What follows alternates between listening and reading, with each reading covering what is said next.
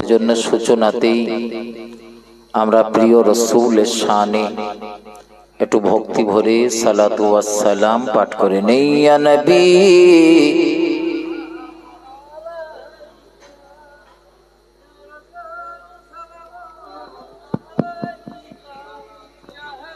ইয়া হাবিব সালামুন আলাইকা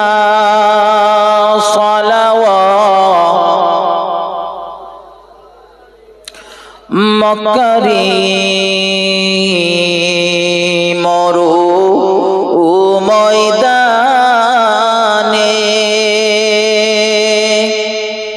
আমার আল্লাহ পাঠাইলেন আপনাকে আব্দুল্লাহ জীর্ণ কুঠিরে আমিনা মায়ের উদরে ইয়া নবী সালামুন আলাইকা ইয়া রাসূল ইয়া হাবিব সালামুন আলাইকা সালাওয়াত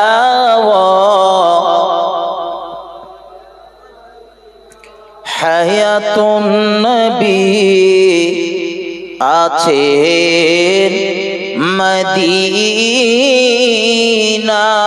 মদিনায় কত আশিকে রাসূল সেই রওজায় আসে যায় সদা মন আছে ব্যাকুল হায় মোরা কবে যাব সোনার মদিনায় ইয়া নবী সালামুন আলাইকা ইয়া রাসূল ইয়া হাবিব সালামুন আলাইকা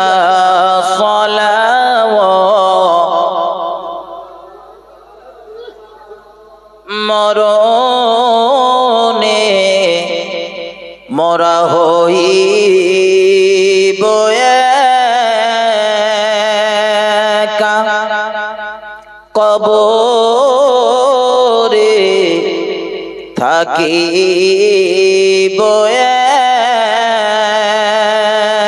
একা হাসরে উঠি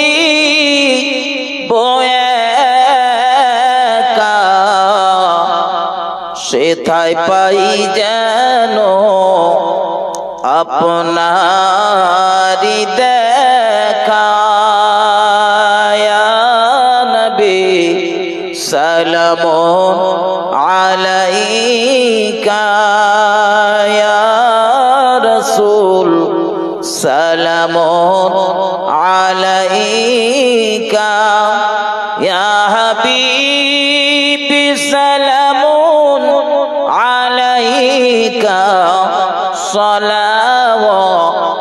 সালাওয়াতুল্লাহি আলাইকা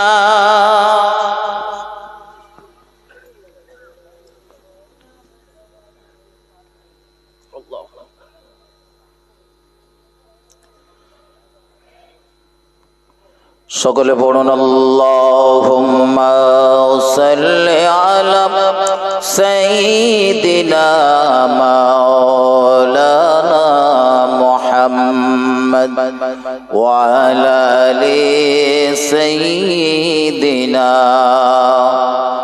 মাওলানা মুহাম্মদ আল্লাহুম্মা সাল্লি আলা سيدنا مولانا وعلى آل سيدنا আমার পাগল মন ওই মদিনার প্রেমে পড়েছে আমার পাগল মন ওই মদিনার প্রেমে পড়েছে ওই মদিনা এই মনকে ওই মদিনা এই মনকে বন্দি করেছে আমার পাগল মন ওই মদিনার প্রেমে পড়েছে আমার পাগল মন ওই মদিনার প্রেমে পড়েছে জানি না ওই মদিনায় কি আছে মধু মদিনা মদিনা বলে কান্দি যে শুধু জানি না ওই মদিনায় কি আছে মধু মদিনা মদিনা আমায় করেছে জাদু বিশ্ব জগৎ নবীর প্রেমে বিশ্ব জগৎ নবীর প্রেমে পাগল হয়েছে আমার পাগল মন ওই মদিনার প্রেমে পড়েছে আমার পাগল মন ওই মদিনার প্রেমে পড়েছে আল্লাহুম্মা সাল্লি আলা লিখা ওয়া আলা আলি সাইয়্যিদিনা আমি অসহায় তাই এত দূরে রই অসহায় তাই এত দূরে রই শুধু সালাম জানাই মদিনা যাইতে পারলাম না মদিনা দেখতে পারলাম না মদিনা নাম কত সুন্দর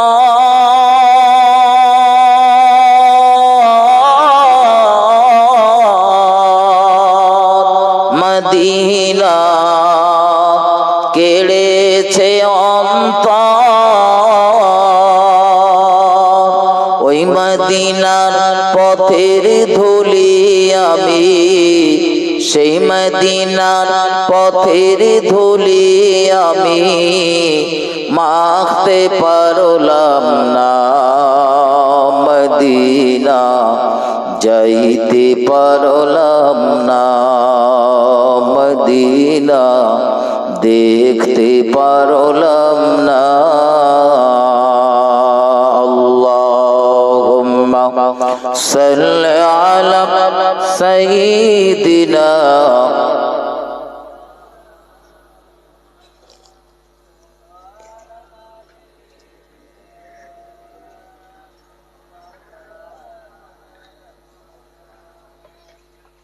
نحمده ونصلي على رسوله الكريم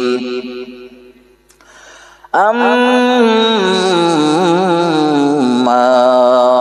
بعد فقد قال الله تعالى في كلام المجيد وفي الفرقان الحميد كل نفس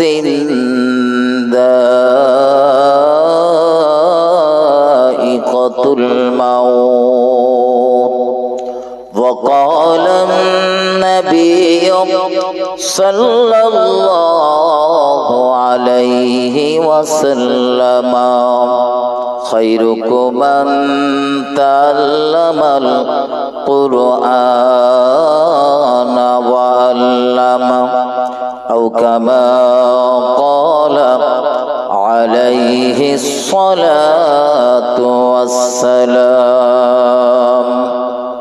أما بعد মুআজ্জাজ মুকাররম উলামা হযরত সম্মানীয় আজকের জলসার সুযোগ্য সভাপতি মহাশয়, সম্মুখে বসে থাকা দিন দরদি, ইসলাম দরদি, নেককার আল্লাহওয়ালা প্রাণের ভাই মুসলমান, নওজওয়ান তরুণ যুবকেরা, আমার সোনা লালেরা, ভাইজান, পর্দায় অবস্থিতা ধার্মিকা আমার মা ও বোনেরা, সকলকে অন্তরের অন্তঃস্থল থেকে ভক্তিপূর্ণ সালাম ও মোবারকবাদ জানিয়ে সমস্ত প্রশংসা মহান আল্লাহর দরবারে জ্ঞাপন করব।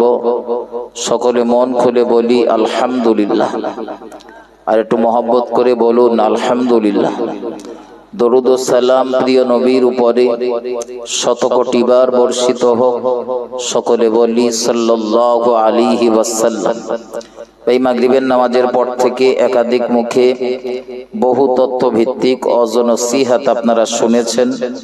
আমি অযোগ্য কোরআন শরীফের ছোট্ট একটি আয়াতে কারিমা সঙ্গে রাসূলের জবানে বর্ণিত ছোট্ট একটি হাদিসের টুকরা তেলাওয়াত করেছি। এর উপরেই দুটি কথা বলবার নিয়াত করছি, বাকি আল্লাহ পাকের মোবারক মর্জি। মহান আল্লাহ বলিয়ে নেন, আপনারা দোয়া করুন, সকলে বলুন আল্লাহুম্মা আমিন। তাওয়ার সব রেডি হয়ে গেছে?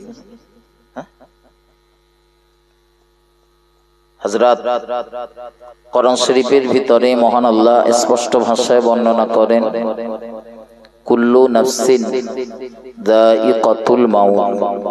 মহান আল্লাহ বলেন, প্রত্যেক নফস মৃত্যুর স্বাদ আস্বাদনকারী। তার মানে পৃথিবীতে সৃষ্টি জারি হয়েছে, জন্ম জারি হয়েছে, প্রত্যেকেই পৃথিবী থেকে বিদায় নেবেন, মরে যাবেন বা ইন্তেকাল করবেন, পর্দা নেবেন। তার ভিতরে আমিও থাকবো, আপনিও থাকবেন। সুতরাং বুদ্ধিমানের কাজ হলো পরকালের জন্য কিছু পাথেয় সঞ্চয় করা, এবং সেই পাথেয়গুলো যাতে নষ্ট না হয়, ধ্বংস না হয়, সেই চেষ্টা আমাদের চালানো। সর্বোপরি জিন্দেগিতে আমরা পাপের কাজ থেকে বিরত থাকবো, পাপ কাজগুলো করব না। কারণ হাসরের ময়দানে মিজানের পাল্লায় ওজন করা হবে আমাদের জীবনের নেকি এবং বদিগুলো, সওয়াব এবং পাপগুলো। গোনা হবে না, বলো, ওজন করা হবে। এই ওজন করার পরে যদি আমাদের নেকির পাল্লাটা ঝুঁকে যায় তো আমাদের নসিব ভালো। একটু মহব্বত করে বলুন সুবহানাল্লাহ। আর যদি পাপের পাল্লাটা ঝুঁকে যায় তো আমাদের দুঃখের আর শেষ থাকবে না। এজন্য আমাদের সর্বদা সচেতন হতে হবে, মৃত্যু পরবর্তীকালীন জিন্দেগিতে আমরা যাতে সচেতনার সফলতা লাভ করতে পারি, সেজন্য পৃথিবীর জমিন থেকে আমাদের পাথেয় সঞ্চয় করতে হবে। এটা একটা দিক। দ্বিতীয় আর একটা দিক, কর্তৃপক্ষর আজকের আমার আলোচনার সিদ্ধান্ত টেনেছে যে হুজুর আপনার রাসূলের জিন্দেগি থেকে রাসূলের হিজরতের কথা কিছু বলা লাগবে। তো আমি চেষ্টা চালাবো ইনশাআল্লাহ কিছু কথা বলার। তো তার সাথে সাথে আমাদের আরো দুটো কথা মাথায় ঢোকানোর দরকার। এই কবর নামী ওই জায়গাতে তিনটে করে প্রশ্ন করা হবে। প্রথমত তিনটে প্রশ্ন করা হবে, আমরা সবাই জানি। আজ থেকে ১৫০০ বছর আগে মুহাম্মদ সাল্লাল্লাহু আলাইহি ওয়াসাল্লাম এই প্রশ্নগুলো আউট করে দিয়েছেন যাতে উম্মত সফলতা লাভ করতে পারে। এখন পরীক্ষা চলছে, মাধ্যমিকের পরীক্ষা চলছে। তো এই পরীক্ষার প্রশ্ন যদি যারা ক্যান্ডিডেট তারা যদি আগে ভাগে পেয়ে যায় তো দেখা যাবে তাতে তাদের রেজাল্ট ভালো হবে। রাসূল আজ থেকে ১৫০০ বছর আগে প্রশ্ন আউট করে দিয়েছেন যাতে উম্মতের রেজাল্ট ভালো হওয়ার জন্য না খারাপ হওয়ার জন্য? কথা বলেন, ভালো হওয়ার জন্য। আজ থেকে ১৫০০ বছর আগে কবরের যে তিনটে প্রশ্ন করা হবে সেই প্রশ্ন তিনটে বলে দিয়েছেন। এর পরেও কবর নামী ওই জায়গাতে গিয়ে আমরা সবাই সফলতা লাভ করতে পারবো না। সবাই পারবো না। কারণ কোরআন সুন্নাহ যেভাবে আমাদের চলতে বলেছেন সেইভাবে যদি চলি তো পরকালের জিন্দেগিতে আমরা সফলতা লাভ করব। আর কোরআন সুন্নাহ যেভাবে চলতে বলেছেন সেভাবে যদি আমরা চলতে না পারি তো মৃত্যু পরবর্তীকালীন জিন্দেগিতে আমাদের কষ্টের শেষ থাকবে না, মুসিবতের শেষ থাকবে না। কোন এক বুজুর্গ আল্লাহ বলেছেন যে কবরের আযাবের তিনটে অংশ। আমার দিকে ধ্যান দেন, সুদ দিচ্ছি না বলে যে এটা ওয়াজ না এটা যেন মনে করবেন না। আমি ওয়াজের গোড়া বাঁধতেছি, আমার কথাগুলো মাথায় ঢোকা। কোন এক বুজুর্গ বলেছেন যে কবরের আযাবের অংশ হলো তিনটে। প্রশ্ন কটা করা হবে সবাই মিলে বলেন? তিনটে। আর কবরের আযাবের অংশ তিনটে। তো এক নম্বরে সেই বুজুর্গ বলেছেন যে কবরের আযাবের একটা অংশ হলো গীবত করার কারণে হয়ে থাকে। কবরের একটা আযাবের কারণ গীবতের কারণে হয়। আমি গতকালকে জামিয়া রহমানিয়ার ইসলাম সাহেবে বলছিলাম যে আজকের আমাদের সমাজে সাধারণ মানুষ যত না গীবত করছে তার থেকে বেশি গীবতে জড়িয়ে পড়েছে আমার দেশের আলেম সমাজ। ঠিক না ভুল কথা বলেন?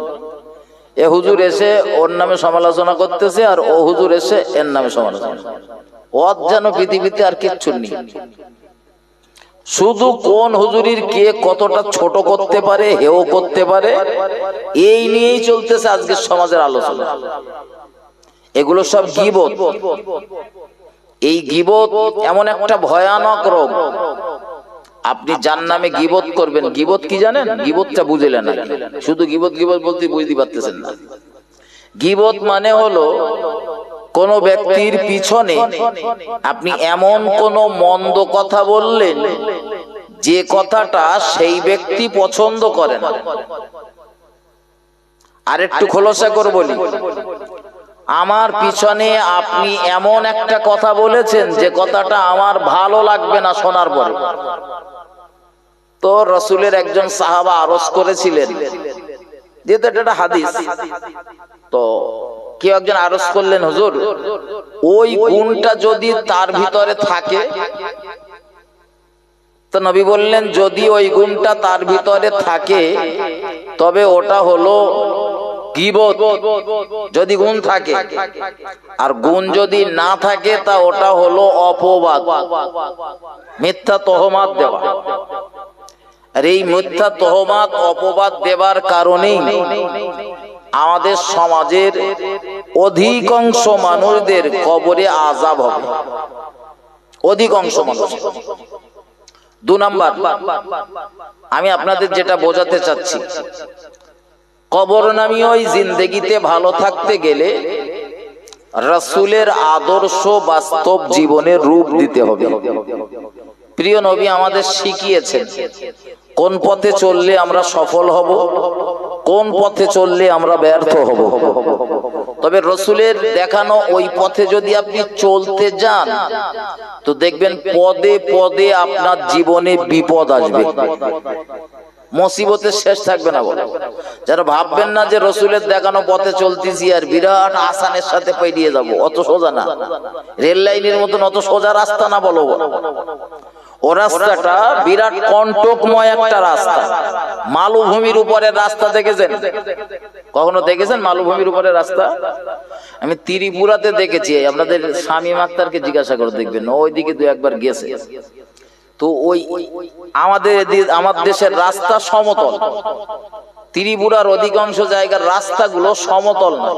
এখান থেকে কিছুটা উঁচু, কিছু দূর যাওয়ার পরে গেফে নিচের দিকে চলে গেছে, আবার খানিক দূর যাওয়ার পরে উঁচুর দিকে ঠেলে উঠেছে। তার মানে কোন জায়গায় উঁচু, কোন জায়গায় নিচু, মালভূমি। জি, এই রাসূলের দেখানো পথে চলতে গেলে মৃত্যু পরবর্তীকালীন জিন্দেগির পথটা হয়ে যাবে সহজ, কিন্তু পৃথিবীর জিন্দেগির এই পথটা ঠিক মালভূমির পথের মতো হবে, চড়াই উতরাই থাকবি। যদি না থাকতো মুহাম্মদ সাল্লাল্লাহু আলাইহি ওয়াসাল্লামের জিন্দেগির 63 বছরের জিন্দেগিতে আমার নবীকে এত কষ্ট পেতে হতো না। প্রিয় নবী সাল্লাল্লাহু আলাইহি ওয়াসাল্লামকে আল্লাহ কিছু কম বেশি 63 বছর হায়াত দিয়েছিলেন। তো সেই 63 বছরের জিন্দেগির শেষ 23 বছরটা হলো নবুয়তি জিন্দেগি।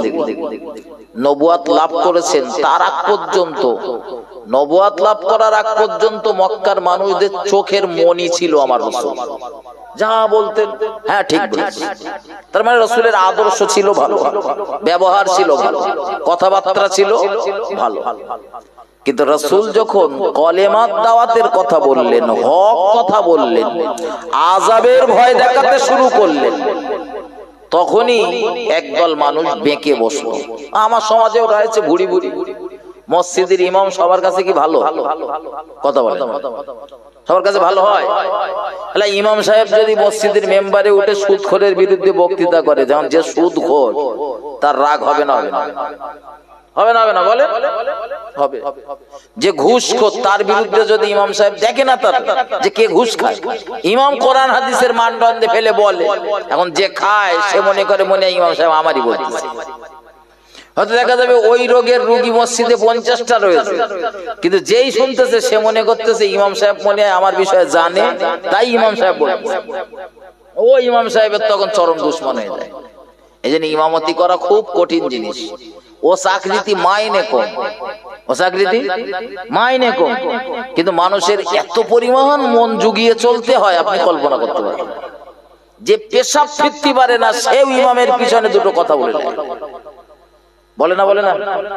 ওরে যদি চার দোকানে বসে যে ব্যক্তিগুলো ইমামের নিয়ে সমালোচনা করে, আমি অন ক্যামেরাতে চ্যালেঞ্জ দিচ্ছি, সেই ব্যক্তিগুলোর যদি ডেকে জিজ্ঞাসা করা হয় রাসূল করিম সাল্লাল্লাহু আলাইহি ওয়াসাল্লাম পেশাব ফিরতেন কোন পদ্ধতিতে, আর তোমার ফিরতে বলেছেন কোন পদ্ধতিতে, একটু দেখাও দিন প্র্যাকটিক্যালি আমার সামনে। শতকরা 85 জন ফেল। আর একটু বেশি করে বললি ভালো হতো, আমি একটু কম করেই বলি। শতকরা 85 জন ফেল। তার মানে এক কথায় বলতে গেলে বলতে হয় ও শরীয়তের সিস্টেম অনুযায়ী পেশাব ফিরতেও পারে না, সে সমালোচনা করে ইমাম সাহেবের।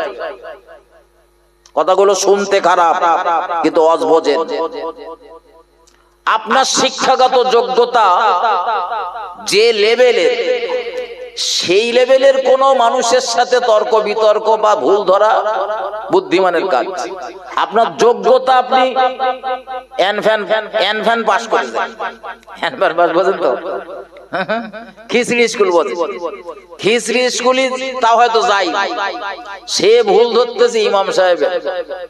এটা ইমাম যদি মুমতাজুল মুহাদ্দিসিন হয়, তো যদি খারিজি লাইনে পড়ে তাও 10 বছর 12 বছরের আগে তার কমপ্লিট হয়নি, আলিম মাওলানা কমপ্লিট হয়নি। 12টা বছর ডাল পানি খাওয়ার পরে তারপরে ওই মাথায় একটা পাগড়ি জড়িয়ে দিয়েছে। এখন ভাই কতটা পরিশ্রম করতে হয় যে আলেম হতে গেলে। যারা হয় তারা ভালো বোঝে, আপনারা অত বুঝবেন না। কিন্তু সেই আলেমের নামে সমালোচনা করছেন তো করুন, আমি বাধা দেব না, কিন্তু তার আগে শুধু একটু ভাববেন, আমি যে ইমামের পেছনে নামাজ পড়তেছি, নামাজ পড়ে বেরিয়ে এসে সেই ইমামেরই সমালোচনা করতেছি। আচ্ছা, তার মানে গীবত করা হচ্ছে। আমার ইমামের একটা বিষয় হলে আমি গীবত করতেছি যে আমার ইমামের ঠ্যাং ব্যাঁকা। কি নামাজ পড়তে গিয়ে আমাদের ইমাম যে কোনো একটা দুর্নাম বা খারাপ কথা বললাম, এই কথাটা বলার কারণে ওই যে নামাজ কালাম পড়ে যা একটু আধা নেকি অর্জন করেছিলাম, সেই নেকি গুলো সব তো ইমাম সাহেবের খাতায় লিখে দিই। আর আমার যে বাতি ঢন ঢনে ছিল, সে বাতি ফাঁকা। এ হচ্ছে গীবতের একটা মস্ত বড় রোগ। আর এই রোগের কারণে, গীবত করার কারণে আমাদের জীবনের নেকি গুলো, যার নামে গীবত করা হয় তার নামা আমলে মহান আল্লাহ অ্যাড করে দেন, যোগ করে দেন। সুতরাং কোন মানুষ সম্পর্কে মন্তব্য করতে গিয়ে একটু ভাববেন যে একে তো নেকি আমরা অর্জন করতে পারি না, আবার তাতে গীবত করে যা একটু আধা রয়েছে ওগুলো যদি সপ্তাহ দিই, তো কবর নামি ওই জায়গাতে গিয়ে আমি থাকবো কিভাবে, আর আমি সফলতা লাভ করতে পারবো কিনা। আমার ভাই ও বাবাজিরা আমার, ভুল আমাকে নেবেন না, ভুল আমাকে বুঝবেন না। আমি আপনাদের যেটা বোঝাতে চাচ্ছিলাম, প্রিয় নবী জনাবে মুহাম্মদুর রাসূলুল্লাহ সাল্লাল্লাহু আলাইহি ওয়াসাল্লামের দেখানো পথে চললে আমরা মৃত্যু পরবর্তীকালীন জিন্দেগিতে সফলতা লাভ করতে পারবো, ইজ্জত ওয়ালা বেনে যাব। কিন্তু এই দুনিয়া জমিনে আমার রাসূলের দেখা পথে চলা তো বড় কঠিন। কঠিন না সহজ? কি মনে আপনার? কঠিন না? পদে পদে রাসূল আদর্শ রেখে গিয়েছেন, একটা জায়গা দেখাতে পারবেন না যে এই জায়গাটায় রাসূলুল্লাহর আদর্শ নেই। আমরা তার 90 ভাগ জানি না। কত ভাগ বলেছি বলেন? 90 ভাগ। কোন হুজুর যদি বলে তা সে হুজুরের ওয়াজ আমার শুনতে মজাও লাগবে না, কারণ আমরা হয়েছি ঠিক এইরকম। একটা ভালো বানা দেখে হুজুর একটা ঘটনা বলবে, আমরা একটু কাঁদবো টাঁপবো। হুজুর দেখেছেন হ্যাঁ কষ্ট করেছে, লোক কেঁদে একাকার করে ফেলে দিয়েছে। কি বলেছে আর বোঝার কথা, কেঁদেছেন ভালো হয়েছে, কাঁদা জিনিস ভালো, খারাপ খারাপ, কিন্তু অস্ত বুঝে বাড়ি লে যেতে হবে। আমার ভাই ও বাবাজিরা আমার, খোদ মুহাম্মদুর রাসূলুল্লাহ জিন্দেগির দিকে তাকিয়ে দেখুন। 40 বছরের জিন্দেগিতে তিনি নবুয়ত লাভ করেছেন, কিন্তু এই নবুয়ত লাভ করার পর আমার নবী যখন দুর্বার গতিতে কলেমার দাওয়াত দিচ্ছিলেন, মানুষগুলোকে ডেকে ডেকে বলছিলেন তোমরা লাতের পূজা করো না, উজ্জার পূজা করো না, আগুনকে দেব দেবী হিসাবে স্বীকার করো না, পাথরের তৈরি প্রতিমা, মাটির তৈরি প্রতিমার ইবাদত উপাসনা করো না, বরং ইবাদত বন্দেগী যদি করতে হয় আমি মুহাম্মদুর রাসূলুল্লাহ সাল্লাল্লাহু আলাইহি ওয়াসাল্লাম যে মহান মাবুদের সন্ধান দিচ্ছে, ওই এক আল্লাহর ইবাদত বন্দেগী করে তোমরা তোমাদের নিজেদের জীবনটাকে ধন্য করে ফেলো। মুহাম্মদুর রাসূলুল্লাহ মানুষগুলোকে জাহান্নামের আগুন থেকে বাঁচানোর জন্য, জান্নাতের পথটা দেখানোর জন্য তাদের আহ্বান করলেন। একসঙ্গে তাদের উপরে শরীয়তের আদেশগুলো অর্পিত হয়নি বা আসেনি। আমরা যেমন মুসলমানের ঘরের ছেলে, মুসলমানের ঘরের মেয়ে, জন্ম নেবার আগে কোরআন আমার ঘরে রয়েছে, আমি জন্ম নেবার পর প্রাপ্ত বয়স্ক হবার পর আমার জন্য নামাজ ফরজ, আমার জন্য রমাদানের রোজা ফরজ, আমি যদি মালদার হই আমার জন্য যাকাত দেওয়া ফরজ, আমি যদি মালদার হই আমার জন্য হজ করা ফরজ। ও বাবাজি ভাইজানেরা, শরীয়তের সব কথাগুলো আমি জন্ম নেবার আগে আমার বাড়িতে এসে হাজির। মদ খাওয়া যাবে না, সুদ খাওয়া যাবে না, নারীর ইজ্জত লুণ্ঠন করা যাবে না, আলঠালা যাবে না, মানুষকে ছোট বড় কথা বলা যাবে না, গীবত করা যাবে না, চগলখুরি করা যাবে না, পরনিন্দা করা যাবে না, মিথ্যা কথা বলা যাবে না, মানুষের প্রতি হিংসা করা যাবে না, মানুষের নামে মিথ্যা তহমত অপবাদ দেওয়া যাবে না। আমি জন্ম নেবার আগে মুসলমানের ঘরে সন্তান হবার কারণে এগুলো সব আমার ঘরেতে এসে হাজির হয়ে গিয়েছে।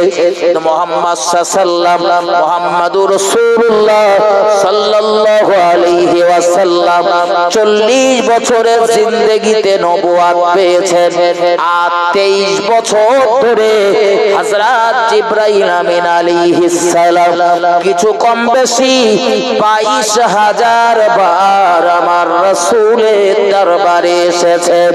আজ যখন যেটার প্রয়োজন হয়েছে উম্মতে মুহাম্মাদীর জন্য তখন সেটা দিয়েছেন। একটু মহব্বত করে বলুন সুবহানাল্লাহ। আর আমার আপনার নবী, নূর নবী জনাবে মুহাম্মদুর রাসূলুল্লাহ সেই কথাগুলো মানুষের কাছে তুলে ধরতে গিয়ে, মানুষের কাছে বলতে গিয়ে, তাদের ভালোর জন্য, তাদের মঙ্গলের জন্য, তারা যাতে জাহান্নামের আগুন থেকে বেঁচে যায় এই চেষ্টা চালাতে গিয়ে আমার নবী কখনো মার খেতে হলো, কখনো রক্ত ঝরা করাতে হলো, মুহাম্মাদুর রাসূলুল্লাহকে কখনো গালমন্দ করা হলো, কখনো আমার নবীকে মা খেকো বাপ খেকো বলে গালিগালাজ করা হলো, কখনো আল্লাহ পাকের নবী মুহাম্মাদুর রাসূলুল্লাহর স্কন্ধের উপরে উটের পচা নাড়ি ভুঁড়িগুলো চাপিয়ে দেওয়া হলো, কখনো বা আল্লাহর নবী মুহাম্মাদুর রাসূলুল্লাহর গায়ে ধুলো বালি ছড়িয়ে দেওয়া হলো, কখনো আমার নবী গায়ের জামা ধরে টানাটানি করা হলো, কখনো আমার নবীর গায়ে জামা কাপড়গুলো ছিঁড়ে দেওয়া হলো। মুহাম্মাদুর রাসূলুল্লাহ সাল্লাল্লাহু আলাইহি ওয়াসাল্লামকে ওই মানুষকে সচেতন করার জন্য, জাহান্নামের আগুন থেকে বাঁচানোর জন্য, আহ্বান করার জন্য ও দেশের একদল মানুষেরা আমার নবীকে বয়কট পর্যন্ত করেছিলেন। ও বাবাজি ভাইজানেরা, এক আধ ঘন্টা নয়, একাধারে তিনটি বছর ধরে মুহাম্মাদুর রাসূলুল্লাহ সাল্লাল্লাহু আলাইহি ওয়াসাল্লাম শিয়াবে আবু তালিবে বয়কট হয়েছিলেন, হকের পথে চলার জন্য আর হক কথা বলার জন্য। বোঝেন বন্ধু, ভুল আমাকে নেবেন না, আমি আপনাকে বলেছি কবর নামীয় জায়গাতে সুখ আর স্বাচ্ছন্দ্যে থাকতে গেলে দুনিয়া জিন্দেগিতে বিপদ আপদ মুসিবত আসাটা স্বাভাবিক। আর যদি আপনি রাসূলুল্লাহর আদর্শ অনুযায়ী জীবনটা সাজানোর চেষ্টা করেন, বাধা বিপত্তি তো আসবেই। বাড়ির সবাই সুদখোর, আপনি যদি বলেন সুদ খাওয়া যাবে না, ও বাড়ি বসবাস করা আপনার জন্য কষ্টকর হয়ে যাবে। ঠিক না ভুল কথা বলেন? বাড়ির কেউ নামাজ পড়ে না, আর আপনি যদি একা নামাজ পড়েন আর যদি ওদের সাথে সংগ্রাম শুরু করে দেন, নামাজ পড়তে হবে। নামাজ না পড়লে আমার ভিটে থাকা যাবে না। খুব খুব শান্তভাবে সুখ স্বাচ্ছন্দ্যের সঙ্গে ওই ঘরে বসবাস করতে পারবেন বলে মনে হয়? একটু কথা বলে। ইসলাম শরিয়ত মারার আদেশ কিছু কিছু জায়গাতে দিয়েছে, তার ভিতরে একটা আদেশ হলো, আপনি স্বামী, আপনি বাড়ির গার্জেন, আপনি নামাজ পড়েন, আপনার বিবিটা নামাজ পড়ে না। ভাই একটু কথা কম বলেন ভাই, খাওয়া দাওয়া চলতে নাকি? মালপাল তো বচ্ছে, তা বয়ে ফেলেন, তাড়াতাড়ি বয়ে ফেলেন, আমি এখন ছেড়ে দেবো। আমার দিকে ধ্যান দেন। কিন্তু স্বামী নামাজ পড়ে, স্ত্রী নামাজ পড়ে না। আপনি তাকে নামাজ পড়ার কথা বলেছেন, আদেশ করেছেন, তারপরেও নামাজ পড়ে না। এখানে দু চার ঘা দোয়া, এখানে দু চার ঘা। আপনারা শুনতেছেন তো নাকি? ভয় লাগবে নাকি? পাশে ওদের চটটা, হ্যাঁ বিবিদের চটটা পাশে, মনে হচ্ছে ওখান থেকে ফলো টলো করতেছে নাকি? আপনারা কেউ কিছু বলতেছেন না? বাড়ি গেলে আবার যদি জিজ্ঞাসা করে, হুজুর বলছিল আর খুব তো হাসতে হাসতে বলতেলে, এরকম ভয় হয়ে আছে নাকি? একটু কথা বলেন আমার সাথে। আপনি নামাজ পড়েন, আপনার বিবি নামাজ পড়ে না, প্রয়োজনে আপনার বিবির নামাজ পড়ানোর জন্য 5 অনলেন। কি বলেছি বলেন দিন? 5 অন। থালা বাসন মাজা না হলে তো খুব 5 অনলেন। হ্যাঁ, কিন্তু নামাজ না পড়ার কারণে আপনার জবাব দেওয়া লাগবে। আপনার বিবি নামাজ পড়ে না, এর জন্য আপনার জবাবদিহি করা লাগবে। এই জন্যই শরীয়ত আপনার আদেশ করেছে, যদি বিবি স্বাভাবিক অবস্থাতে নামাজ পড়ে তো আলহামদুলিল্লাহ। এমনি মাসের কটা দিন ওদের একটু সমস্যা রয়েছে, বাদ দেন সে কটা দিন।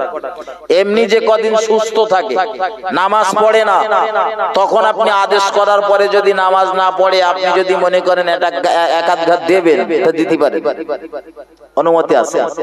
কিন্তু ওর বেলায় এতগুলো মানুষ রয়েছেন, বলেন যে আমার বিবিটা নামাজ পড়ে না বলে আমি একদিন দিচ্ছি এক ঘা। দেখেন একজন, দেখেন আছে কেউ? হ্যাঁ, না খায় গো, বাড়ি চলে যাক, আর কি করে। না খায়, ওর যদি খাতি ইচ্ছা না হয় তা চলে যাক, আর কিছু করার আছে? আপনি তো তাকে তাড়িয়ে দেন। সে যদি নিজের নিজের নিজের দুঃখ নিজেই ডেকে আনে, এইটুকু বোঝার জ্ঞান যদি তার না থাকে যে শরিয়াতে নামাজ পড়ার কথা বলেছে, আর নামাজ না পড়লে বরজাক জগতে কষ্ট তো ভোগ করতে হবে। আমার স্বামী আজ পাঁচন নিয়েছে মানে সে আমার প্রতি ক্রুদ্ধ নয়, আমার ভালোবাসে এবং জাহান্নামের আগুন থেকে বাঁচানোর জন্যই, যাতে আমি জান্নাতি হই, তার জন্যই পাঁচনটা তুলেছে। এই বুদ্ধিটা যদি থাকে কখনো সে রাগ করবে না। আর যদি হেঁটো খেটো মাল হয়, হেঁটো খেটো বোঝেন তো,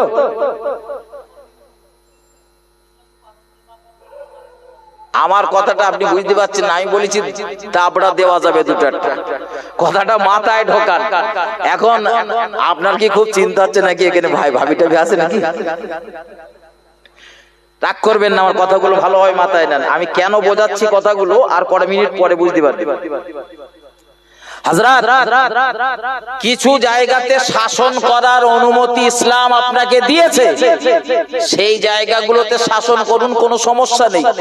কিন্তু আমি যেটা বোঝাতে চাচ্ছি, সেই জায়গাগুলোতে আমরা শাসন করি না, ওই জায়গাগুলোতে আমরা শাসন করি না। কবে কে কার বিবিরে নামাজ পড়তে বলেছেন একবার একটু হিসেব করে দেখেন, বলেছেন কবে? কেউ কেউ বলে হুজুর একবার বলেছিলাম, তা সে কথা রাখে না বলে, কথা রাখে না বলে বলি। আপনি শুধু নামাজ পড়ছেন, আপনার বিবিটা যে নামাজ পড়ে না, হাসরের ময়দানে এর জন্য আপনার জবাবদিহি করা লাগবে। আমার ভাই ও বাবাজিরা আমার, ভুল আমাকে নেবেন না, ভুল আমাকে বুঝবেন না। এগিয়ে চলুন, আর একটুখানি সামনে চলুন।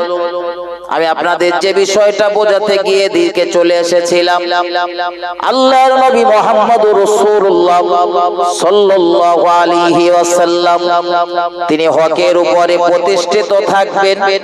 আর মানুষকে হকের কথা বলতে গিয়ে দয়ার নবী রাসূলুল্লাহকে বয়কট হতে হলো। একাধারে 3 বছর ধরে বয়কট হতে হলো। ওই বয়কটের সাথী শুধু আমার রাসূলুল্লাহর রাতে যারা হাত রেখে ঈমান এনেছিলেন তারা নয়, বরং মুহাম্মদুর রাসূলুল্লাহর গোত্রের যারা ঈমান এনেছিল তারাও ছিল ওই বয়কটের সাথী। যারা ঈমান আনেনি তারাও ছিল ওই বয়কটের সাথী। ব্যতিক্রম শুধু একটা ব্যক্তি ছিল না, সেই ব্যক্তিটার নাম হলো আবু লাহাব। এ হলো আমার রাসূলুল্লাহর আপন চাচা, একদম আপন চাচা, পাড়া সম্পর্কের বা গ্রাম সম্পর্কের না, একদম আপন চাচা। এ ছিল ওই বয়কটের বাইরে, কারণ গোটা জীবনটা আমার রাসূলুল্লাহর ক্ষতি করতে গিয়েই পার হয়েছে। এরকম আবু লাহাব মার্কা চাচা আমার দেশেও দুটা আছে, আছে না নেই?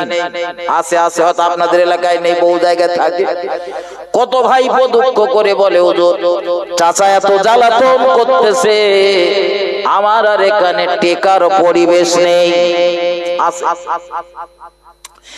এই আবু লাহাবের কাজ হলো মুহাম্মদুর রাসূলুল্লাহ ন্যায় সত্য কথা বলতেন, কলেমার দাওয়াত দিতেন। যেখানে গিয়ে কলেমার দাওয়াত দিত, এই আবু লাহাব পিছু পিছু পিছু পিছু ধাওয়া নিত, পিছু পিছু ধাওয়া করত, রাসূলুল্লাহর পিছনে চলে যেতেন। আর আল্লাহর নবী কলেমার দাওয়াত দেওয়া সমাধা হলে এই আবু লাহাব পিছন দিক থেকে সেই ব্যক্তিকে ডেকে বলতেন, এ হলো আমার ভাতিজা মুহাম্মদ, যা বলছে মিথ্যা বলছে, নাউযুবিল্লাহি মিন যালিক। ও হলো ধর্মদ্রোহী, যে তার ব্রেনের সমস্যা রয়েছে, নাউযুবিল্লাহি মিন যালিক। তার কথাগুলো যেন তোমরা শোনো না, কর্ণপাত করো না। ও বাবাজি ভাই জানেরা, রাসূলুল্লাহ এই চাচাটা ছাড়া গোটা রাসূলুল্লাহর গোত্রের যারা ঈমানদার, যারা বেঈমান, যারা ঈমান এনেছিল, যারা ঈমান আনেনি, সবাই ওই পিরিয়ডে ওই 3টি বছর আমার রাসূলুল্লাহর পাশে দাঁড়িয়েছিলেন। রাসূল খুব বদ ছিলেন বলে মনে হয় নাকি বলেন? আর কথা বলেন। আচ্ছা, রাসূল যদি বদ হয় তা রাসূলের গোত্রের মানুষগুলো তার পাশে দাঁড়াবে না? আরে কেউ যদি দুষ্টুমি করে আমাদের তখন চিন্তা ভাবনা কি হয়? পাপ করেছে ভোগ করবে।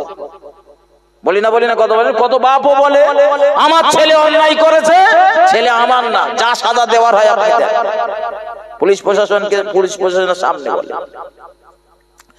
রাসূলুল্লাহর গোত্রের এই যে মানুষগুলো, কেউ কলেমা পড়েছিল, কেউ কলেমা পড়েনি তখনও, এদের কাছে মক্কার নেতাগুলো বলেছিল যে শোনো, তোমাদের গোত্রের সন্তান মুহাম্মদ সাল্লাল্লাহু আলাইহি ওয়াসাল্লাম, তোমাদের গোত্রের এই সন্তান মুহাম্মদ সাল্লাল্লাহু আলাইহি ওয়াসাল্লামকে আমাদের হাতে তুলে দাও, আমরা তার ব্যবস্থা করে ছাড়ব।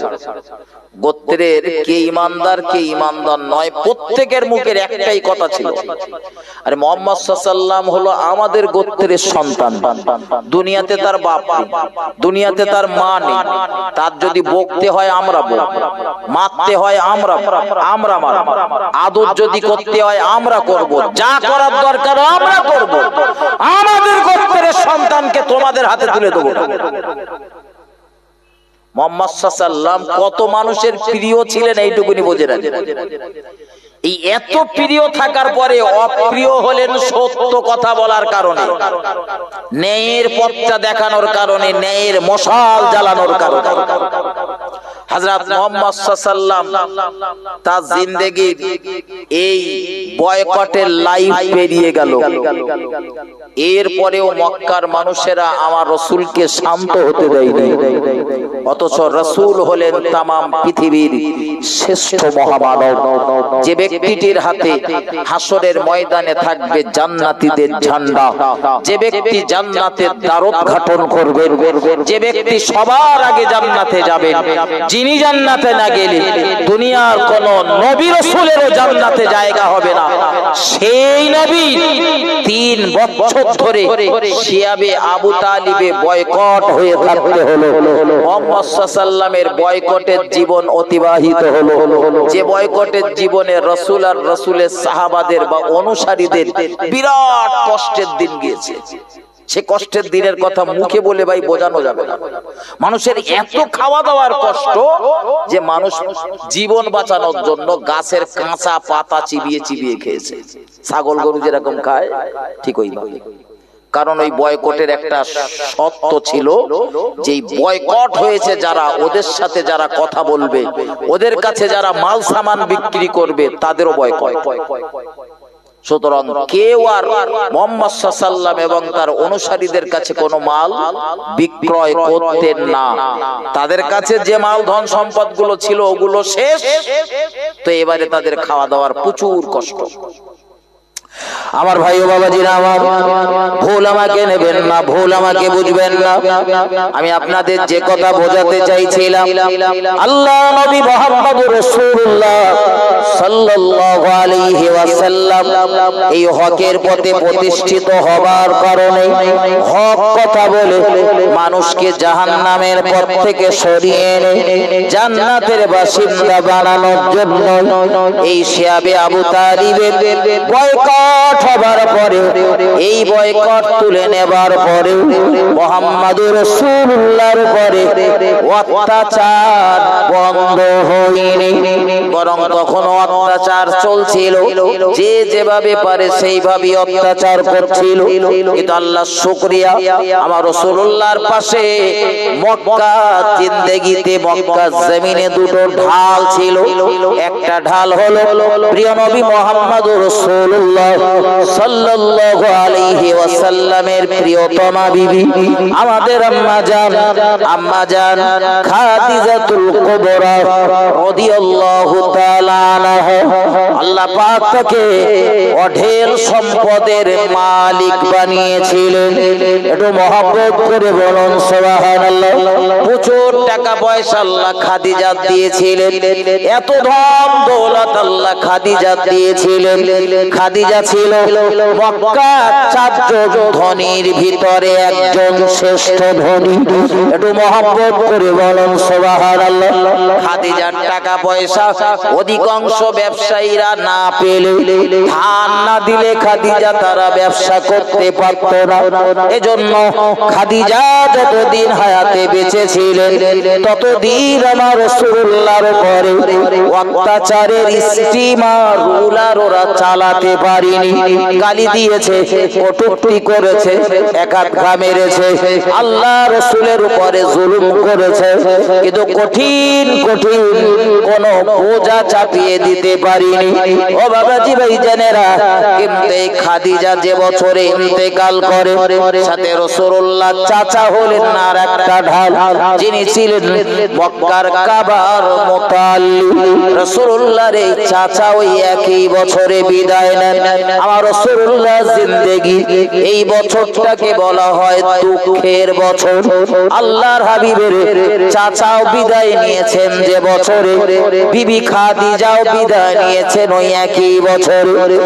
এমন একটা পরিবেশ তৈরি হলো, আল্লাহর হাবিবকে যারা সাপোর্ট করতেন, রাসূলকে যারা আগলে রাখতেন, দুজনেই দুনিয়া থেকে বিদায় নিয়ে চলে গেলেন। আমার মুহাম্মদুর রাসূলুল্লাহ সাল্লাল্লাহু আলাইহি ওয়াসাল্লামের জীবনে ভয়ঙ্কর একটা সময় চলে এলো। এজন্য আমার রাসূল সাল্লাল্লাহু আলাইহি ওয়াসাল্লাম ওই পিরিয়ডে আত্মগোপন করার জন্য মাঝে মধ্যে তিনি মক্কার কাবার হাতিমে রাতের অন্ধকারে অবস্থান করতেন। কারণ এই জায়গাটা হলো শান্তিপূর্ণ জায়গা, এখানে কেউ কারোর উপরে জুলুম করে না, আক্রমণ করে না। মক্কার বড় বড় নেতা লিডার গুলো যাদের জীবনের বিরাট ভয় ছিল, তারাও এই জায়গাতে আত্মগোপন করতেন। ও বাবাজি ভাইজানেরা, ওটা কাবার অংশ, হাতিমে কাবা। যারা গিয়েছেন তারা ভালো বুঝতে পারবেন। ও বাবাজি ভাইজানেরা, আল্লাহর নবী মুহাম্মদুর রাসূলুল্লাহ সাল্লাল্লাহু আলাইহি ওয়াসাল্লাম কোন একদিন রাতের অন্ধকারে, যদি ঐতিহাসিকদের ভিতরে তারিখ নিয়ে বিরাট মতভেদ, তারিখ নিয়ে রয়েছে প্রচুর মতভেদ, যদি অধিকাংশ ঐতিহাসিকদের মত হলো রজব মাসের 27 তারিখ, কিন্তু ঐতিহাসিকদের ভিতরে তারিখ নিয়ে প্রচুর মতভেদ রয়েছে, ওদিকে যাচ্ছি না। কোন একদিন রাতের অন্ধকারে আল্লাহর নবী মুহাম্মদুর রাসূলুল্লাহ সাল্লাল্লাহু আলাইহি ওয়াসাল্লাম এই হাতিমে কাবায় অবস্থান করছিলেন। হঠাৎ জিবরাইল আমিন আলাইহিস সালামের আগমন হয়ে গেল। মুহাম্মদুর রাসূলুল্লাহ সাল্লাল্লাহু আলাইহি ওয়াসাল্লামকে ডাকলেন। কারণ আমার রাসূল তখন তন্দ্রাচ্ছন্ন অবস্থাতে ছিলেন। রাসূলুল্লাহ চোখ ছিল বোঝানো, ঘুমানো, কিন্তু অন্তর ছিল জাগ্রত। আমার নবী ঘুমালে অন্তর থাকতো জাগ্রত। ও বাবাজি ভাইজানেরা, জিবরাইল আমিন তাকে ডাকলেন, সোজা সঙ্গে করে নিয়ে চলে গেলেন কাবা ঘর থেকে একটুখানি দূরে জমজম কূপের কাছে। আল্লাহ নবী বলেন, ওই জমজম কূপের নিকটে আমায় নিয়ে যাওয়ার পরে হযরত জিবরাইল আমিন আলাইহিস সালাম আমার বক্ষকে বিদারণ করলেন, সিনাটাকে চাপ করলেন। আমি মুহাম্মদুর রাসূলুল্লাহ সাল্লাল্লাহু আলাইহি ওয়াসাল্লাম ওয়াসাল্লাম। তারপরে আমার ভিতরে অনেক অনেক বস্তু বাইরে বার করে ধুয়ে মুছে সাফ করে আবার প্রতিস্থাপন করলেন। এবারে জিবরাইল আমায় বললেন, ইয়া রাসূলুল্লাহ, মহান আল্লাহ আজ রাতের বেলা আপনাকে দাওয়াত করেছেন তার শাহী দরবারে। একটু মহব্বত করে বলুন সুবহানাল্লাহ, আরো জোরে বলুন সুবহানাল্লাহ। ইতিহাস আপনাদের জানা আমি বলবো না, শুধু যে কথাটা না বললে বোঝাতে পারবো না ওই কথাটা মাথায় নেন। আল্লাহর নবী বলেন, আমি দেখলাম জিবরাইল আমিন আমার জন্য বোরাক নিয়ে এলো। বোরাকটা দেখতে কেমন? নবী বললেন, না গাধা, না ঘোড়া, না খচ্চরের মতো, তবে এই প্রকৃতির একটা প্রাণী যার রয়েছে ডানা দুটো। আল্লাহর হাবিব বললেন, বোরাক নামী ওই প্রাণীটি একটা ডানা ঝাপটা দিচ্ছিল।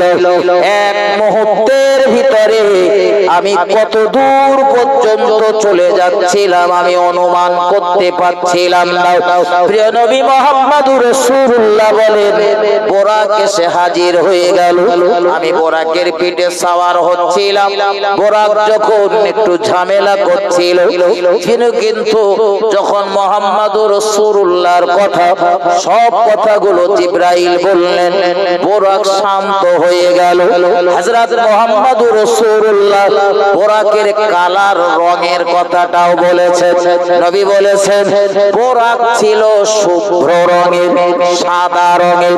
আল্লাহর নবী বলেন, এই বোরাকের পিঠে সওয়ার হয়ে আমি দুরন্ত গতিতে চললাম। আল্লাহ পাক ওই রাতের অন্ধকারে আমার নসিবে যে ইসরা সংঘটিত করেছিল, আমি রাসূলুল্লাহ আমার নসিবে ওই ইসরার কাজ আমি করছিলাম। একটু মহব্বত করে বলুন সুবহানাল্লাহ। শুধু দিন রাতের অন্ধকারে আমার নবী জিন্দেগিতে মিয়ারাজ সংগঠিত হয়নি, বরং মিয়ারাজ সংগঠিত হবার আগে আল্লাহর নবী মুহাম্মদুর রাসূলুল্লাহ জিন্দেগিতে ইসরা সংগঠিত হয়েছিল আগে, তারপরে মিয়ারাজ। ইসরা কি আর মিয়ারাজ কি এটা বুঝে না, আমি সামনের আলোচনায় ঢুকবো। ইসরা হলো আল্লাহর নবী মক্কার কাবা শরীফ থেকে জেরুজালেমের বাইতুল মুকাদ্দাস পর্যন্ত এই সফরটাকে বলা হয় ইসরা। আর বাইতুল মুকাদ্দাস থেকে মহান আল্লাহ যে পর্যন্ত যত দূর পর্যন্ত তার প্রিয় নবীকে ডেকে নিয়েছিলেন সেই পর্যন্ত এই ভ্রমণটাকে বলা হয় মিয়ারাজ। ও বন্ধুরে আমার, এক একটা বিষয়ের এক একটা নাম রয়েছে। আমরা না জানার কারণে জানি একটা নাম, আর সেই নামে সবই চালাই। এটা আমাদের অজ্ঞতার কারণ। যেমন মসজিদে দেখবেন মেম্বারও রয়েছে, মেহরাবও রয়েছে।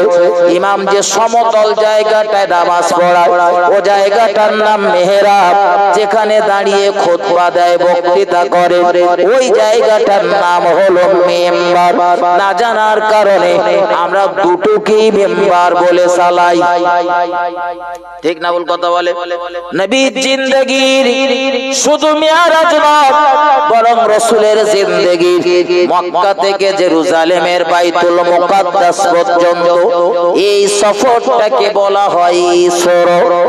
আর ওই সফরের পর ইসরা এবং মিয়ারাজ সংগঠিত হবার পরে যত তর্ক বিতর্ক যা কিছু হয়েছিল সব রাসূলুল্লাহর ইসরাকে কেন্দ্র করে। কি কেন্দ্র করে? মিয়ারাজ না ইসরা? ইসরাকে কেন্দ্র করে।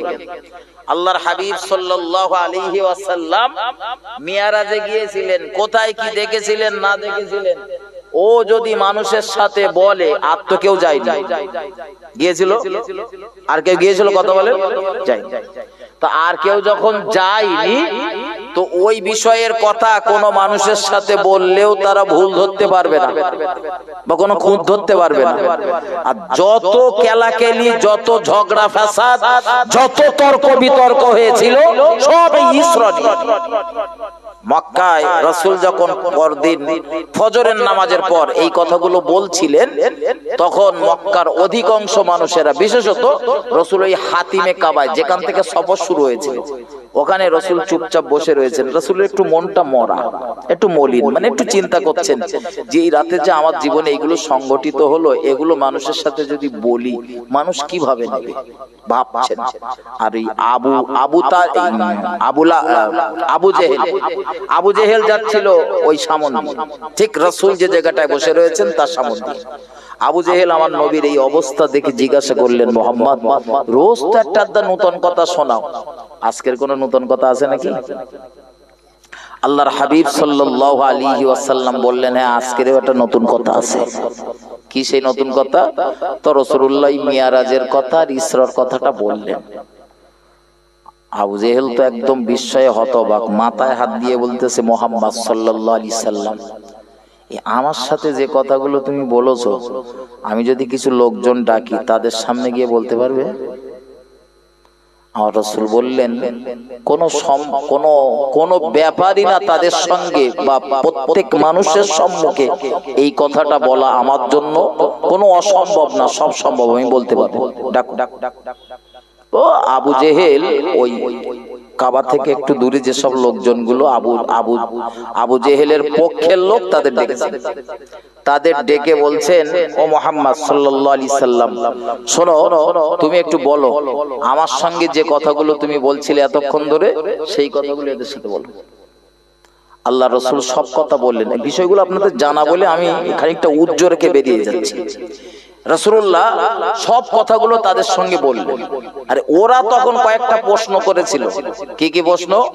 আচ্ছা মুহাম্মদ সাল্লাল্লাহু আলাইহি সাল্লাম, আপনি যে মিয়ারাজের কথা বললেন, কিন্তু মিয়ারাজের কোথায় কি হয়েছিল ও তো আমরা ভালো বুঝবো না, কিন্তু ইসরার এই বিষয়টা আমরা খুব ভালো বুঝি।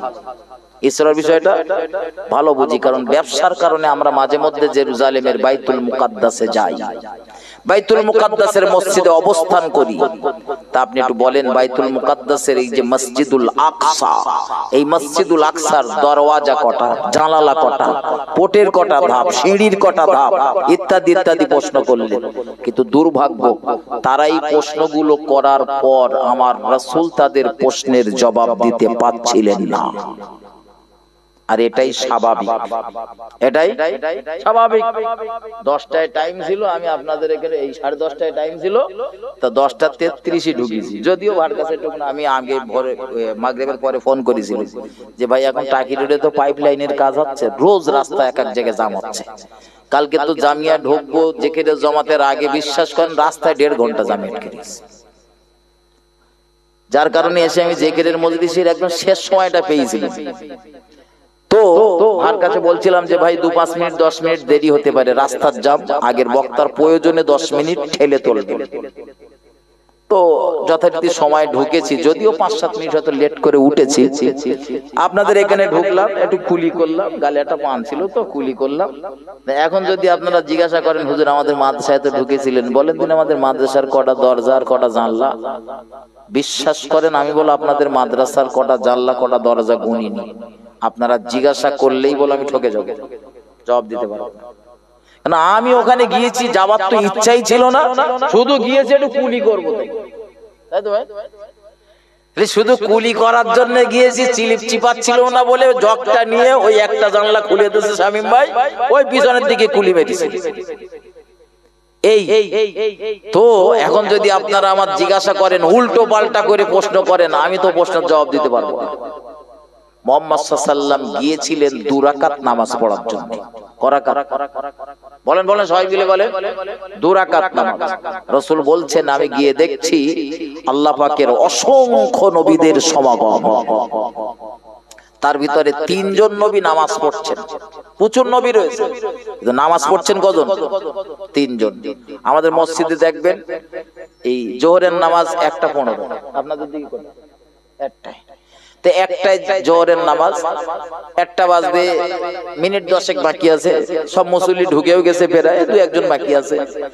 ইমাম সাহেব এসে দেখতেছে একজন নামাজ পড়তেছে, সুন্নত নামাজ, বাকি সবার নামাজ পড়া হয়ে গেছে। আর আসরের নামাজটা হলে আরো ভালো করে বোঝানো যায়। আসরের আগে সুন্নতটা তো আমরা রোজ পড়ি নাকি? আসরের আগে সুন্নাত পড়ি ওটারই যেন আর নামাজ বলে মনে করি, ঠিক এইরকম একটা পরিবেশ হয়ে গেছে। অথচ রসুল কখনো পড়তেন কখনো ছাড়তেন, অধিকাংশ দিন পড়তেন, মাঝে মধ্যে ছাড়তেন। আমরা একেবারে ছেড়ে দেবো, একটু মাঝে মাঝে পড়বে, মাসে এক আধবার পড়বে, খুব অসুবিধা হবে 4 রাকাত নামাজ পড়তে, ওটা তো সুন্নাত পড়বে। এখন ভাই আসরের নামাজের কথাটাই বলি। আসরের নামাজের আগে কেউ সুন্নত পড়ে না, সবাই গিয়ে বসে রয়েছে চুপচাপ। তার ভেতরে কিছু মানুষ তো একটু আমলের দিকে পাল্লা ভারী থাকে, তারা সুযোগ খোঁজে একটু আমল বেশি করার জন্য। কিছু লোক আছে, আমি ফাঁকি মারলেও ভালো লোক আছে, সেই তার ভিতর হয়তো 2টো লোক দেখা যাচ্ছে যে তারা চিন্তা করছে তাই তো এটা সুন্নত নামাজ, তা পড়ি, আল্লাহ তো নেকি দেবেন, সেই তো বসে থাকে, তার থেকে পড়ি। তো মসজিদুল আকসাতে গিয়ে রসুল দেখছেন নবীরা সব বসে রয়েছেন, সব নবী হাজির, কিন্তু 3 জন নবী নামাজ পড়তেছেন। তার মানে এই 3টে নবী ফাঁকিবাজ পড়া নাকি বলেন? আর কথা বলেন, কোন নবী কি ফাঁকিবাজ? কোন নবী জাহান্নামে যাবে না, সব নবী জান্নাতি। কিন্তু এই যে 3 জন নবী নামাজ পড়ছেন, এই 3টে নবীর ভিতরে একজন নবীর নাম হলো হযরত নবী মুসা আলাইহিস সালাম। নামটা চেনা চেনা না? খুব রাগী নবী, যার বেশি রাগ হয় তার মন খারাপ হয় না, ভালো হয়। বলেন বলেন, হ্যাঁ, যার রাগ বেশি দেখবেন তার মনটাও ভালো হয়, খুব ভালো। একবার রেগে গিয়ে হয়তো কিছুটা বলে ফেলেছে, কিন্তু রাগটা পড়ে যাওয়ার পরে ওর মনটা তখন খুঁড়িয়ে যায় যে কেন যে লোকটা এরকম বললো, কেন যে কি করতে বলতে গেলাম, লোকটা কত কষ্ট পেয়েছে। হয়তো আবার পরেক্ষণে দেখা হলি তার কাছে ক্ষমা চায়, ভাই তখন রাগের মাথায় একটা কথা বলে ফেলেছি, কিছু মনে করবেন না, আমার ক্ষমা করে দেবেন। তো মুসা আলাইহিস সালাম খুব রাগী নবী, কিন্তু মুহাম্মদ সাল্লাল্লাহু আলাইহি ওয়াসাল্লাম বলছেন আমি গিয়ে দেখছি নবী মুসা নামাজ আদায় করছেন। বলুন সুবহানাল্লাহ। কোথায় বলেন দিন? মসজিদুল আকসাতে, জেরুজালেম। আপনারা জানা বলবেন না যে 6 নম্বর আসমানে, কারণ নবী মুসার সাথে দ্বিতীয়বার নবীর সাক্ষাৎ হয়েছে 6 নম্বর আসমানে। দেখে গেছেন এখানে নবী, আমার নবী পৌঁছানোর আগে ওখানে 6 নম্বরে হাজির। তো মুহাম্মদ সাল্লাল্লাহু আলাইহি ওয়াসাল্লাম বললেন দ্বিতীয় আরেকজন নবীকে দেখলাম নামাজ পড়তে, সেই নবীটির নাম হলো হযরত নবী ঈসা আলাইহিস সালাম। এই নবীটারও নাম শোনা না? আমাদের রাসূলের জন্মের প্রায় 500 বছর আগে, কিছু কম বেশি এসেছিলেন। শেষ নবী বললেন আর একজন নবীকে দেখেছি নামাজ পড়তে, ওই নবীটার চেহারার সঙ্গে আমার চেহারার প্রচুর মিল রয়েছে। একটু বলুন সুবহানাল্লাহ। আমার না মুহাম্মদ সাল্লাল্লাহু আলাইহি ওয়াসাল্লাম বলছেন, নবী বলছেন সেই নবীটির চেহারার সঙ্গে আমি মুহাম্মদ সাল্লাল্লাহু আলাইহি ওয়াসাল্লাম আমার চেহারার প্রচুর মিল। একটু বলুন সুবহানাল্লাহ। সেই নবীটা কোন নবী হতে পারে? নবীর চেহারার সাথে মিল মানে নবী ইব্রাহিমের বংশের নবী মুহাম্মদ সাল্লাল্লাহু আলাইহি ওয়াসাল্লাম। তাই বললেন ওই নবীটার চেহারার সাথে আমি মুহাম্মদ সাল্লাল্লাহু আলাইহি ওয়াসাল্লাম আমার চেহারার অনেকটা মিল রয়েছে, মানে বেশি মিল। এই নবী মুসা বলেন, নবী ঈসা বলেন, তাদের বর্ণনাও করেছেন, কার দেখতে কেমন, গার রং কেমন, সব বর্ণনা করেছেন, হাদিস শরীফে রয়েছে। কিন্তু রাসূল এই জায়গাটা এসে শুধু বললেন যে নবী ইব্রাহিম আলাইহিস সালামের দেখতে ঠিক আমার মতো। আর একটু বলুন সুবহানাল্লাহ।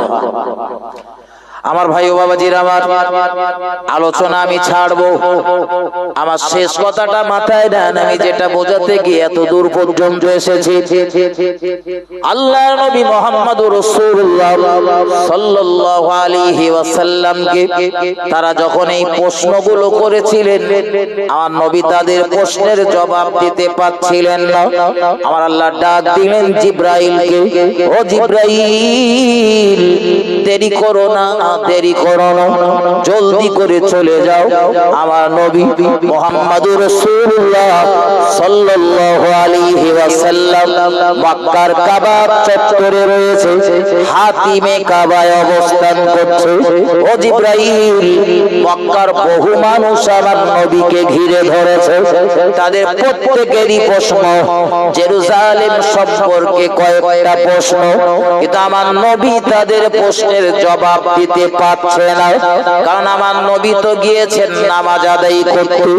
ওইটুকু সময় তার ভিতরে নামাজ পড়েছেন, বিভিন্ন নবীদের বক্তৃতা শুনেছেন, মুহাম্মদ সাল্লাল্লাহু আলাইহি ওয়াসাল্লাম নামাজের ইমামতি করেছেন। আল্লাহর হাবিব কিছু জান্নাতি হুরদের সঙ্গে কথা বলেছে, মহান আল্লাহ কিছু ফারিস্তাদের সঙ্গে কথা বলেছে। এরপর আমার রাসূলুল্লাহ জীবনের শ্রেষ্ঠ একটা মুজিজা মিরাজের কাজ শুরু হয়েছে। আমার ভাই ও বাবাজিরা আমার, জিবরাইল আমিনকে আল্লাহ ডাক দিয়ে বললেন, জিবরাইল জেরুজালেমের বাইতুল মুকাদ্দাসটাকে আমার রাসূলুল্লাহর সামনে অদৃশ্যে লটকে দাও, তুলে দাও। দেখো আমার নবী মুহাম্মদুর রাসূলুল্লাহ ওদের প্রশ্নগুলো সব দেখে দেখে উত্তর দেয়। একটু মহব্বত করে বলুন সুবহানাল্লাহ। স্কুল কলেজে যারা পড়াশোনা করেছেন তারা ভালো জানেন, সারা বছর পড়াশোনা করেছে, আর সারা বছর পড়াশোনা করার পরে প্রশ্ন যদি কমন আসে তো খুব ভালো, কমন যদি না আসে কত ছাত্র ছাত্রীদের দেখা যায় ওই বই পর্যন্ত নিয়ে গিয়ে বসে।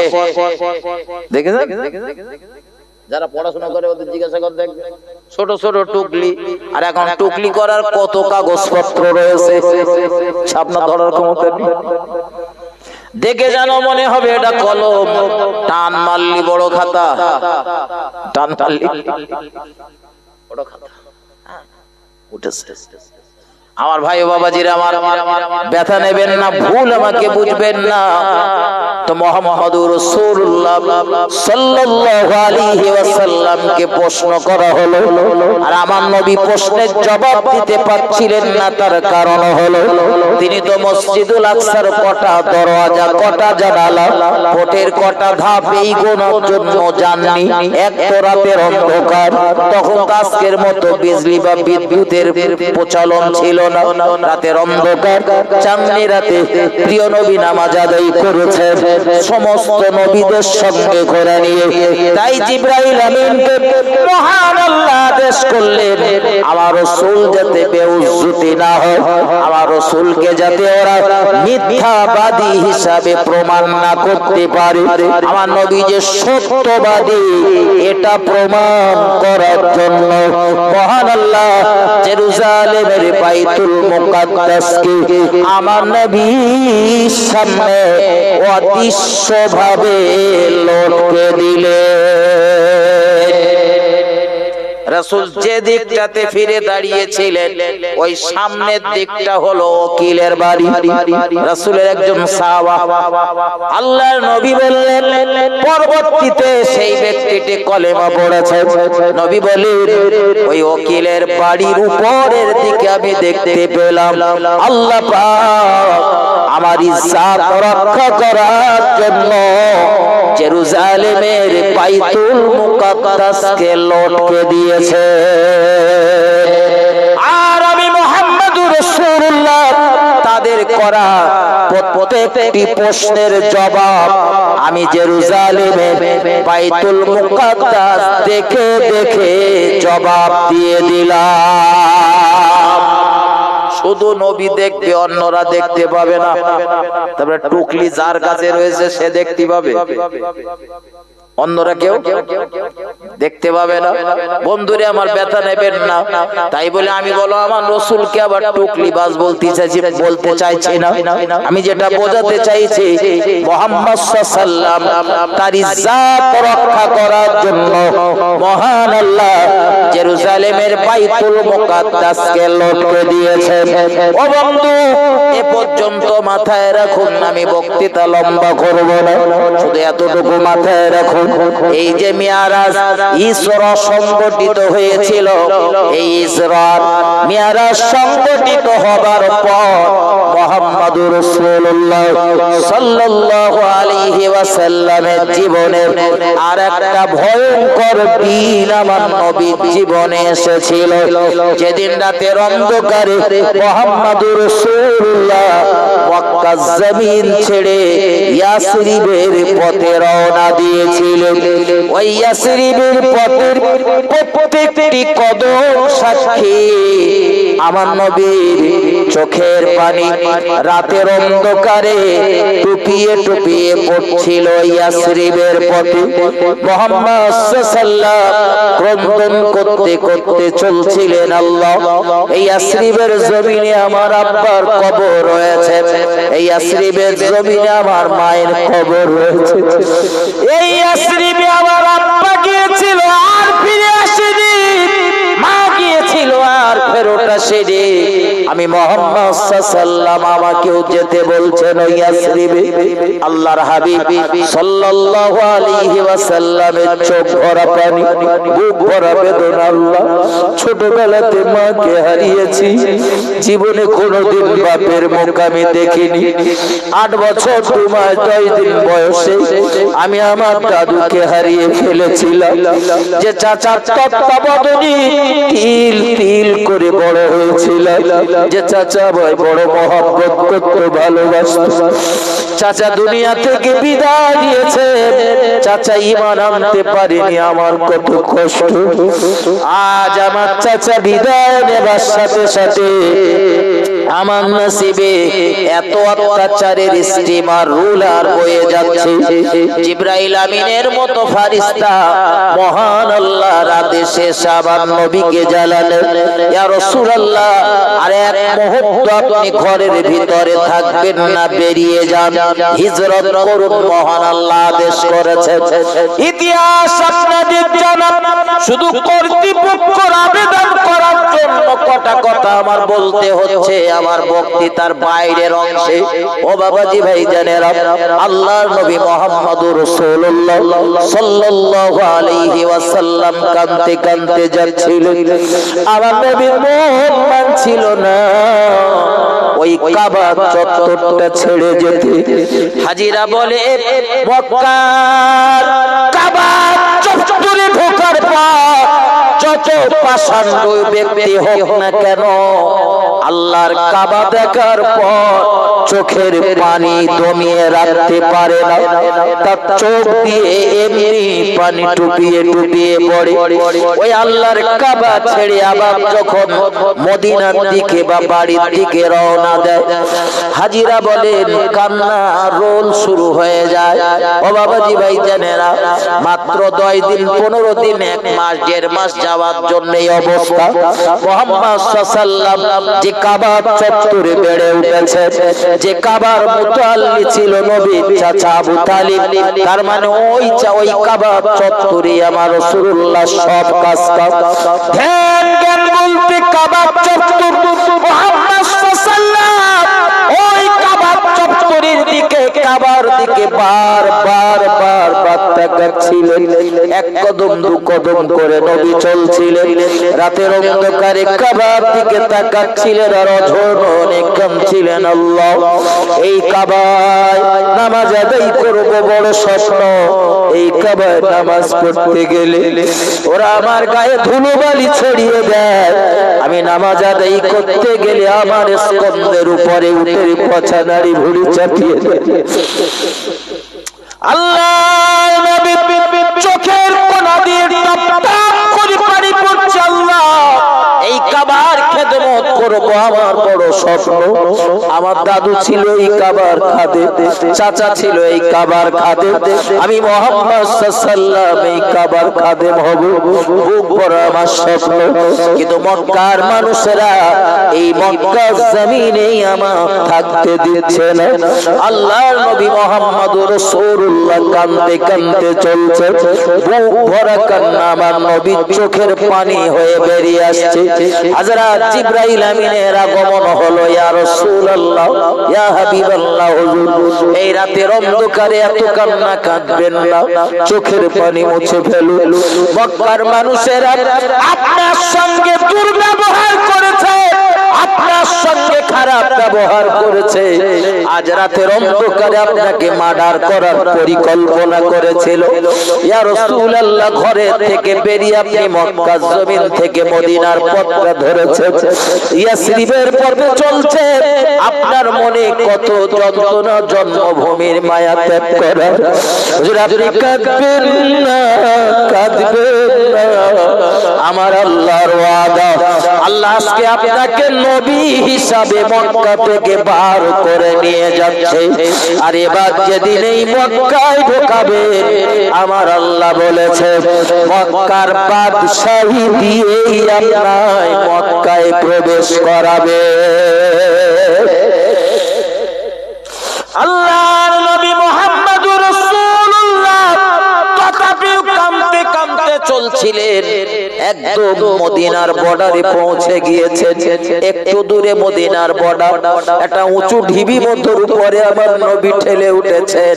অবাক করা কাণ্ড রাবী বর্ণনা করে, মুহাম্মদ সাল্লাল্লাহু আলাইহি ওয়াসাল্লাম ওই উঁচু ঢিবির মতো উঠে, তার উপরে উঠে পায়ের নখের উপরে, আঙ্গুলের উপরে পা দুটোর গোটা দেহের ভর দিয়ে আমার নবী উকি মেরে দেখছিলেন মক্কার কাবাটা দেখা যায় কিনা। কারণ এই কাবার পাশে আবু কুবাইস নামীয় পাহাড়ের পাদদেশে আমার রাসূলুল্লাহ জন্মস্থান। জীবনে যদি কখনো নবীর দেশে যান, গিয়ে দেখে আসবেন। আমি অধিকাংশ মানুষকে বলি, ভাই হজ করতে গেলে অনেক টাকার দরকার, না থাকলে 70-80 হাজার টাকা একটু কষ্ট করে জোগাড় করেন, নবীর দেশে একটু ওমরাটা করে আসেন, নবীর দেশটা একটু চোখে দেখে আসুন, নবীর জন্মস্থানটা দেখে আসুন, নবীর মাজারের পাশটাতে একটু দাঁড়ান, হৃদয় নিংড়ানো সালামটা জানান, আল্লাহর কাবাটা তওয়াফ করুন, মনের যন্ত্রণার কথাগুলো কাবা চত্বরে গিয়ে বলে আসুন। দেখবেন মহান আল্লাহ আপনার ইহকাল আর পরকালে জিন্দেগিতে সফলতায় ভরপুর করে দেবেন। একটু মহব্বত করে বলুন সুবহানাল্লাহ, আরো জোরে বলুন সুবহানাল্লাহ। আমার ভাই, আমি যে কথা বলতে গিয়ে এত দূর পর্যন্ত চলে এসেছি, রাসূল মদিনার বর্ডারে দাঁড়িয়েও জন্মভূমি দেখার চেষ্টা করছিলেন, যদি একটু মক্কার কাবাটা দেখা যায়। কোথায় মক্কার বর্ডার আর কোথায় মক্কার মদিনার বর্ডার আর কোথায় মক্কার কাবা? প্রায় দূরত্ব 500 মাইলের মতো রাস্তা। এত দূর থেকে কাবা দেখা সম্ভব না, সম্ভব কথা বলে না।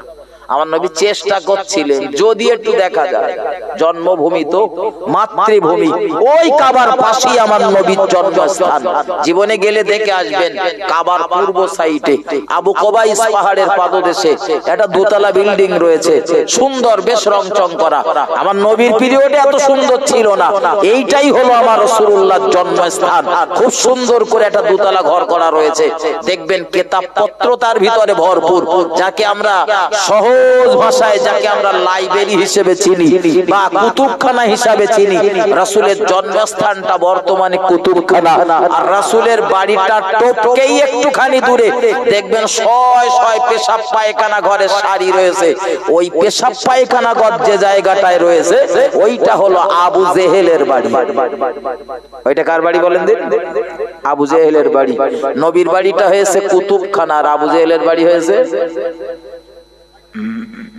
আপনার চলার উপরে ডিপেন্ড করবে, দুনিয়ার মানুষ আপনার সাথে সেই ব্যবহার করবে, এটা মাথায় রেখে চলবেন। দুটো টাকা হয়েছে বলে যেন বেশি গরম দেখাবেন না। নমরুদের বলো টাকা কম ছিল না, নমরুদের টাকা কম ছিল নাকি? আর কথা বলেন। সাদ্দাদের আপনার থেকে একটু কম ছিল নাকি বলেন? সাদ্দাদের আর কথা বলেন।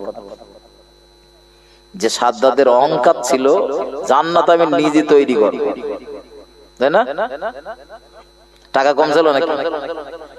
ভাই, অহংকার করবেন না, গর্ব করবেন না, ফখর করবেন না। অহংকারটা একটু কমান। যত নিচু হয়ে চলবেন, আল্লাহ তত ইজ্জত দেবে। যত ছোট হবেন, আল্লাহ তত ইজ্জত দেবে। আর যত বড় হওয়ার চেষ্টা করবেন, তত ছোপে যাবে। সজাগ হয়ে চলুন। আমার বক্তৃতার গোড়ায় একটা কথা বলেছিলাম যে ভাই কবর নামী ওই জায়গাতে আযাবের মূল কারণ হলো গীবত করা। একটা কথা বলে শুধু কমিটির দাবিটা পূরণ করতে এসেছিল। এইবার যদি আবার ফের ওয়াজ শুরু করি তা আবার ফের রাত 1:30 2টো বাজবে, 12টা অটোমেটিক বেজে গেছে। এখনো দোয়া দরুদ হবে, সেই সাথে আপনাদের কাছে আমি আবার একটু ভিক্ষেও করব। কিসের জন্য শামীম ভাই? জলসার জন্য না মাদ্রাসা? জলসা মাদ্রাসার জন্য, তো তাবারুকের জন্য একটু ভিক্ষেও করবো আপনাদের কাছে, আমার জন্য না, এই আগামী বছর এই জলসাটা প্যান্ডেলটা যাতে সুন্দর করে হয়, যাতে তাবারুকের অ্যারেঞ্জমেন্টটা ভালো করে করতে পারে, এজন্য আমি সময় পেলে আরো দুটো কথা আপনাদের শোনাবো। তবে তার আগে সব আছে যাক আলহামদুলিল্লাহ। এবার তো আপনারা দই রসগোল্লা সব জোগাড় করে ফেলেছেন। দেখা যাক সামনে বছরে কি জোগাড় হয়।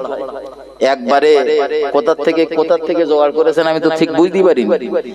আগামী বছরে কিভাবে কি জোগাড় হয় আমি চাইলে বোঝা যাবে, মানুষ যদি দেয় তাহলে বোঝা যাবে আপনারাই সব দিয়েছেন। জি, আর না যদি দেয় তাহলে ভাববো যে কোথা থেকে যে জোগাড় করেছে ঠিক বলা যাচ্ছে না। রাত্রির বেলা আনতে তার মানে কার দোকানে শাটার টাটার ভেঙে টেঙে লেগেছে নাকি? আল্লাহ ক্ষমা করুন। আমি